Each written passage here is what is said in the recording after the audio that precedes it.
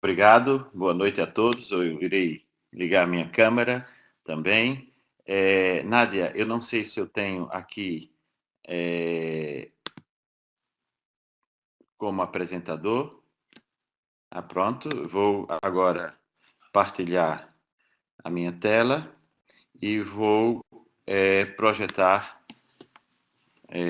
esta apresentação para que todos possam ver. Espero que todos estejam vendo a apresentação.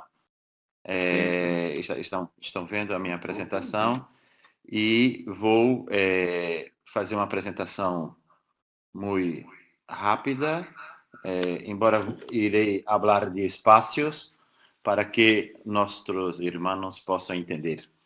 Bem, eu gostaria de fazer algumas reflexões e como estas reflexões vão estar gravadas, depois podem ser ouvidas novamente e as pessoas que ainda não acederam a esta sessão poderão recorrer a esta sessão gravada que fala sobre oportunidades e desafios da investigação científica. Eu não vou falar sobre as oportunidades e desafios da investigação científica de maneira geral, secular, mas as oportunidades e desafios da investigação científica para a rede de educação adventista. E eu fico feliz que o pastor Edgar tenha falado de alguns pontos que eu acabarei por falar um pouco. Como é que eu vejo, estando eu numa universidade secular atualmente, como é que eu vejo, por exemplo, a relevância desse mestrado? Esse mestrado que é para nossos líderes, que é para os nossos elementos decisores, educadores, tem uma importância uma relevância muito grande nos diversos aspectos que foram apresentados pelo pastor Edgar, mas principalmente pela sua potencialidade de internacionalização. Ou seja, nós temos uma rede na divisão sul-americana e no mundo que é de fazer inveja, não é? A outras redes educacionais do ponto de vista secular. Hoje se fala no mundo acadêmico internacional, se fala muito de internacionalização, de parceria, de redes. Não é? E isso eu percebo que existe naturalmente dentro da nossa rede, da rede da educação adventista. E quando eu soube desta configuração criada pela UNAT, juntamente com o Departamento de Educação da Divisão, de ter em várias instituições da divisão sul-americana, eu pude perceber esse princípio sendo aplicado na prática e já sendo propiciado. É claro que isso gera também vantagens quando falamos do trabalho de orientação online. Ou seja, nós temos um grupo de líderes e de mestrandos que não terão dedicação exclusiva. Isso implica um desafio da autonomia, do trabalho online, né? E também constitui também uma vantagem. Esse desafio também é uma oportunidade no sentido de que é possível fazer investigação em contexto aplicado. Isso requer, esta é uma oportunidade que está associada a um desafio, que é a gestão do tempo. Como é que irei, enquanto reitor, diretor de uma escola, departamental de um campo, gerir o tempo e, ao mesmo tempo, aplicar o que eu estou estudando, a minha pesquisa, a minha investigação, no meu contexto de trabalho, no meu contexto aplicado. Mas existe também muitas vantagens no sentido do desafio ao aperfeiçoamento cognitivo e o amadurecimento emocional. Eu costumo dizer que um mestrado não é só a dimensão cognitiva, é a dimensão emocional. Ou seja, para você fazer um mestrado, você não precisa ser uma pessoa brilhante, de inteligência acima da média. Você precisa conjugar de forma equilibrada essa parte cognitiva e a parte emocional de gestão do tempo, de gestão das tensões, das exigências, de tudo o que um mestrado implica. Isso, naturalmente, leva-nos a algumas questões. Que questões são essas? Como elaborar, organizar e gerir um projeto de investigação? Não é? como construir o desenho desta investigação, como orientar e ser orientado, como em tempo útil executar um projeto. Quais os fatores de sucesso num projeto de investigação? Bem, não tenho tempo aqui para discorrer cada uma dessas questões, mas certamente são questões que você tem em mente. E essas questões acabam trazendo dilemas que você já deve estar pensando nelas ou certamente em breve poderá estar pensando nestes dilemas. Serei capaz de fazer esse mestrado ou não? Valerá a pena realmente eu que sou diretor da escola tal, departamental do campo, fazer esse mestrado ou não? Certamente você poderá estar questionando, será muito exigente para as minhas capacidades ou não? Darei conta, né? Terei tempo? Como é que eu vou gerir o tempo para dar resposta a todo esse processo? Serei capaz de me relacionar com o orientador, me comunicar com ele ou não? Conseguirei acompanhar o português, o espanhol e o inglês ou não neste processo de mestrado? São questões que você deve estar se colocando atualmente e são questões pertinentes e que em breve, no passar do tempo, nós vamos tentar dar respostas. Uma das perguntas que você pode estar fazendo, alguém pode estar fazendo, nós temos indícios, porque tivemos um questionário aplicado que mostra isso, é que temas ou que problemas de investigação irei investigar. Bem, não vamos falar nesta sessão, iremos falar na próxima sessão, teremos uma outra sessão online para aprofundar essas partes mais e de iniciação a todo o que iremos trabalhar em janeiro. Mas na próxima sessão iremos falar das linhas de investigação da divisão sul-americana, principalmente ligado ao PAEB e ao PAE, que é os processos de avaliação dos alunos do Brasil e dos países hispânicos. Também as linhas de investigação das nossas publicadoras, como a ACES e a CPB. Naturalmente, as linhas de investigação dos orientadores, não é? Das universidades e instituições adventistas. Mas isso nós vamos aprofundar numa próxima sessão para que possamos vislumbrar respostas a estas e muitas outras perguntas que aqui apresentamos. Naturalmente, qualquer projeto de investigação começa com um projeto. E esse projeto tem dimensões teóricas, metodológicas, técnicas, mas eu gostaria de dar ênfase neste processo inicial, porque essas partes teóricas, metodológicas e técnicas, vamos ter tempo para aprofundá-la, mas alertar para uma dimensão muito importante e para outras dimensões importantes tem a ver com as dimensões relacionais, comunicacionais e de gestão. Ou seja, um dos fatores fundamentais para o sucesso nesta odisseia, neste mestrado, não está ligada simplesmente às questões técnicas, metodológicas ou teóricas, mas estão ligadas principalmente com as dimensões relacionais, comunicacionais, de gestão, das relações humanas, etc. Claro que um projeto de investigação, então, pressupõe uma organização estrutural desse projeto, pressupõe também comunicação e interação, porque você tem um projeto inicial que depois tem que ser desenvolvido ao longo de um processo, e isso, neste processo, tem a ver com gestão deste processo, com comunicação, com interação entre orientador e orientandos, e também tem a ver com outras dimensões, como a coerência interna, na visão sistêmica, etc. Nós não poderíamos ter uma lista exaustiva sobre isso. Bem, na verdade, existem expectativas quando nós começamos a fazer um projeto de doutoramento. Não só dos orientadores em relação aos orientandos, como dos orientandos em relação aos orientadores. Portanto, é bom a gente perceber quais são essas expectativas. Essas expectativas, quando são compreendidas e são trabalhadas, elas aumentam a chance de sucesso. Porque eu estou dizendo que o sucesso de um projeto de mestrado, de doutoramento, de um projeto de investigação, seja ele qual for, está para além das dimensões cognitivas e de trabalho. Isso tem a ver com os processos de gestão e de comunicação. Por exemplo, o que é que esperam os orientadores dos seus orientandos?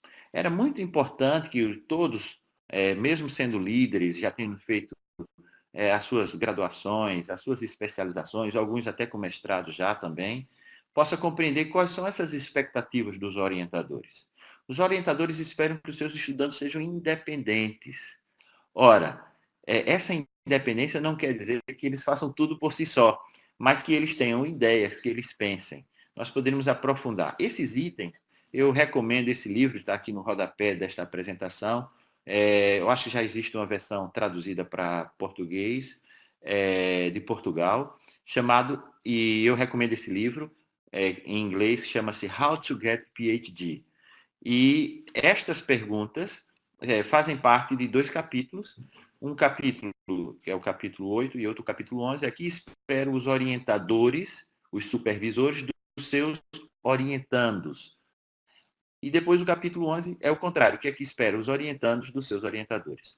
Os orientadores esperam que seus estudantes produzam um trabalho escrito que vá para além de mero rascunho. É muito importante compreender isso. Os orientadores esperam ter reuniões regulares com seus estudantes, mesmo que seja pelo Skype, através das tecnologias, como será o processo, certamente, deste mestrado. Os orientadores esperam que seus alunos sejam honestos ao falar da sua evolução. Não é? Em que ponto você está? Você já terminou aquela tarefa? Já terminou de ler aquele artigo, aquela tese, aquela dissertação? Em que ponto você está? Os orientadores esperam que os alunos e os estudantes sejam honestos. Os orientadores esperam que seus estudantes sigam seus conselhos quando eles são solicitados pelos próprios estudantes. Muitas vezes, os estudantes solicitam conselho aos seus orientadores e não levam em consideração estes conselhos. Os orientadores esperam que eles sigam esses conselhos. Os orientadores esperam que seus estudantes se sintam entusiasmados pelo trabalho, que sejam capazes de os surpreender e que sejam divertidos.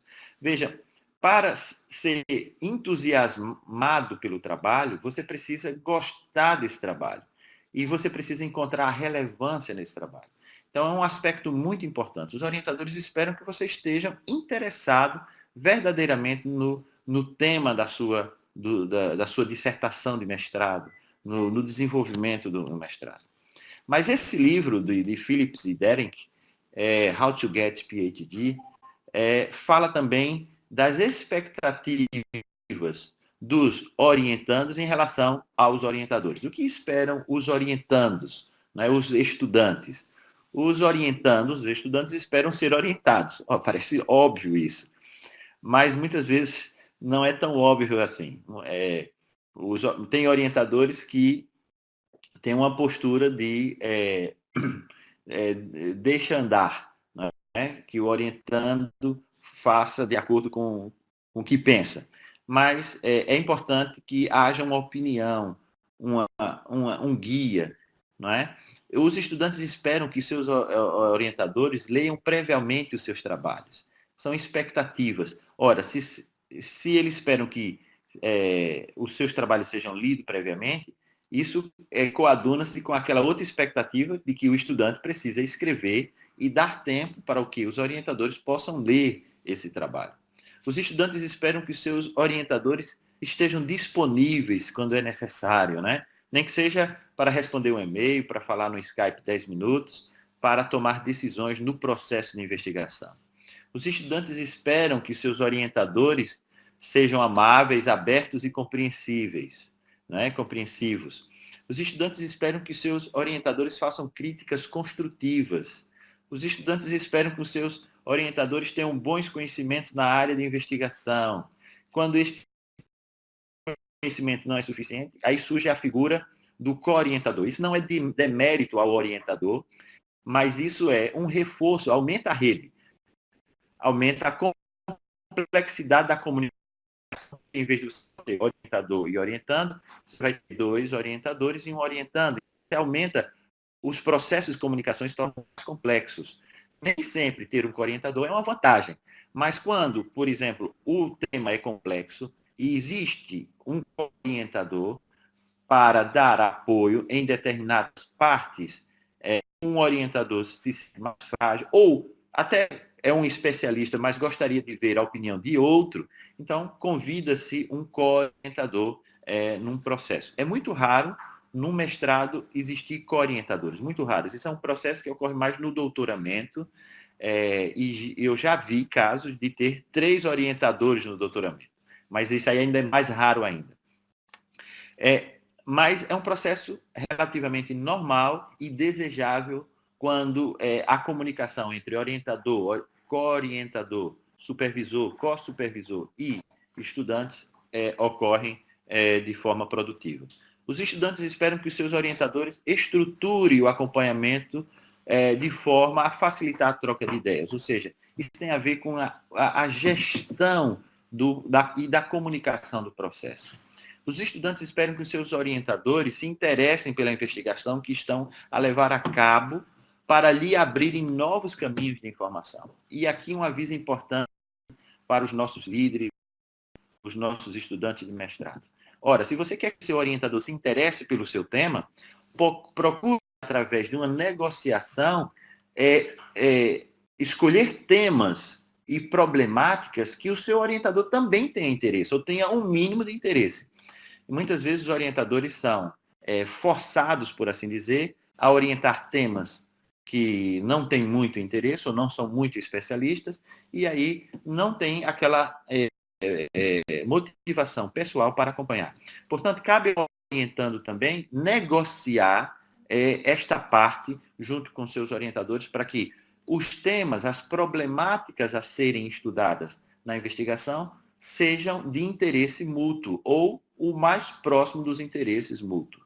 Os estudantes esperam que os seus orientadores estejam suficientemente empenhados no seu sucesso para os ajudarem a apresentar um bom trabalho no final. Veja, todos esses são expectativas de um processo de investigação. Se nós olhássemos para o processo de investigação, ele não seria assim linear, comportadinho, com etapas, não é?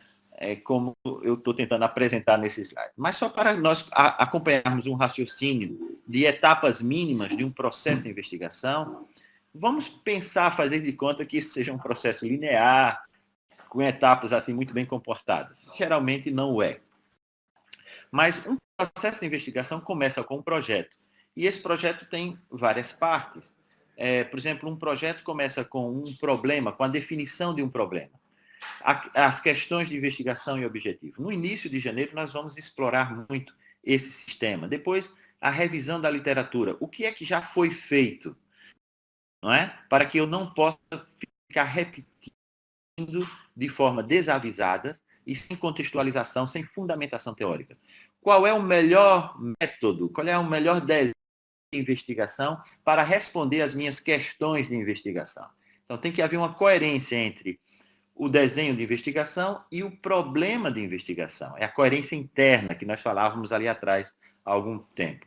E como iremos recolher esses dados? Qual é esse processo? Como será essa análise de dados?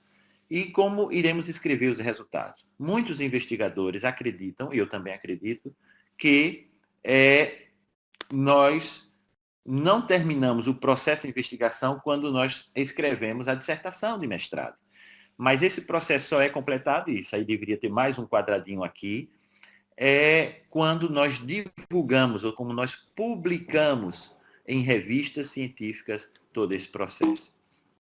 Veja, esse processo de investigação, desde o seu começo, do projeto até o seu desenvolvimento, requer gestão de processo, gestão do tempo, gestão das tarefas. Cada macro dimensão dessa que eu estou apresentando aqui tem tarefas muito específicas. Neste mestrado, nós iremos utilizar uma plataforma de gestão de projeto de investigação. Esta plataforma chama-se IARS. No futuro, quando nós formos falar de investigação qualitativa e quantitativa, nós vamos falar de outras plataformas de investigação. Eu estou aqui apresentando duas que nós desenvolvemos aqui junto com outros colegas na Universidade de Aveiro, em Portugal, do qual nós fomos um dos coautores destas ferramentas, e só por isso. Mas nós temos outras ferramentas disponíveis na investigação, que também iremos falar na parte da metodologia. Mas, para iniciarmos esse processo, para que vocês possam já ir se habituando, nós iremos começar a falar desta ferramenta chamada IARS. E por que vamos falar desta ferramenta IARS? Porque é uma ferramenta que ajuda você a agendar todas as tarefas e a compreender todo o processo, inclusive naquelas 4 dimensões que falávamos agora anteriormente. Não só na dimensão técnica, metodológica e cognitiva, mas também na dimensão relacional entre orientadores e orientandos e colaboradores, co-orientadores de um projeto de investigação. Esse projeto de investigação tanto pode ser linear como cíclico.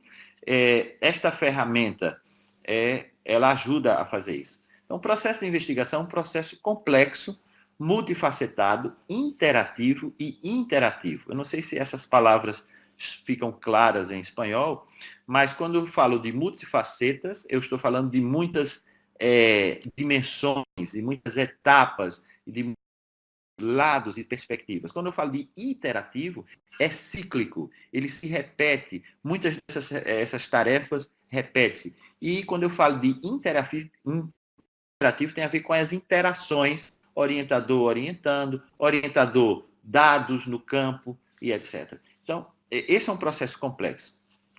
Nós não vamos falar hoje, porque não há tempo, nós já vamos encerrar, porque já estamos bem avançados na nossa hora, mas eu gostaria de deixar apenas uma pequena tarefa a respeito dessa primeira plataforma, que depois, na próxima sessão, iremos aprofundar. Ele se chama Isabel Alarcão Research Software, que é um software de apoio, de gestão no processo de investigação, nas suas várias etapas. A professora Deisnery de Souza, que é minha esposa, também é uma das autoras, eu e a professora Isabel Alarcão, uma professora muito conhecida em Portugal, no Brasil. Ela foi ex-reitora da universidade, é uma pessoa muito conhecida no meio educacional, principalmente quando se fala no professor reflexivo, no professor pesquisador, na escola reflexiva, etc. Bem, a tarefinha que nós iremos passar para vocês é começar a compreender o que é o IARS. Não é? Os objetivos do IARS são muito simples. É um organizador conceptual do projeto nas suas fases, uma matriz aberta, suscetível de ser utilizada com diferentes abordagens metodológicas, uma estrutura baseada em questões organizadoras, ou seja, com o IARS, você pode organizar e estimular o seu pensamento para construir o projeto e depois o processo. É uma ferramenta de fácil utilização, útil na interação orientando, ou seja, na comunicação, e um registro da evolução do seu trabalho, tá? Um organizador sistemático do projeto e dos resultados da investigação.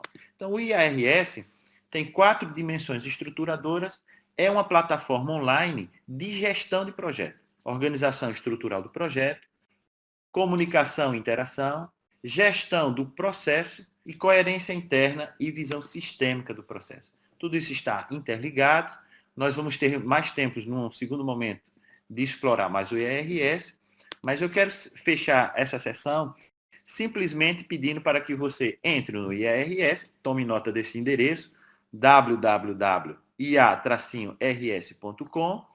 e possa abrir o seu registro. Não é? É um registro, você pode abrir gratuito, pode usar plenamente durante 30 dias e pode abrir um projeto, fazendo de conta, que está abrindo um projeto de mestrado, explorar de forma bem à vontade todo esse processo. Tá bem? Na nossa próxima sessão, nós vamos explorar mais ainda, explicar, mas a tarefazinha para agora é você entrar em www.ia-rs, que é esse endereço que aparece aqui na tela, iars.com, e abrir uma conta para você ter uma conta no IARS. E tentar abrir um projeto e explorar de forma à vontade sobre isso. Na próxima sessão, iremos falar mais sobre isso. Outra tarefazinha que nós vamos pedir durante essa semana, até a próxima sessão, é que vocês respondam um questionário sobre expectativas que alguns colegas já responderam e nós vamos insistir para que os outros que ainda não responderam voltem a responder. Quem já respondeu, nós vamos enviar um link online para que possam fazer copy-paste, porque eu sei que vocês têm isso em formato Word, para esta plataforma online e teremos, então, a resposta de todos os participantes. Desde já, eu agradeço a atenção e fica a tarefazinha, porque no dia 7 de dezembro, se não me engano, nós teremos uma nova sessão, onde iremos aprofundar um pouco mais sobre esse processo de criação de projeto e de gestão. Para já, entrem em www.ia.rs.com. E eu agradeço a atenção e devolvo a palavra novamente aos nossos líderes da UNAT.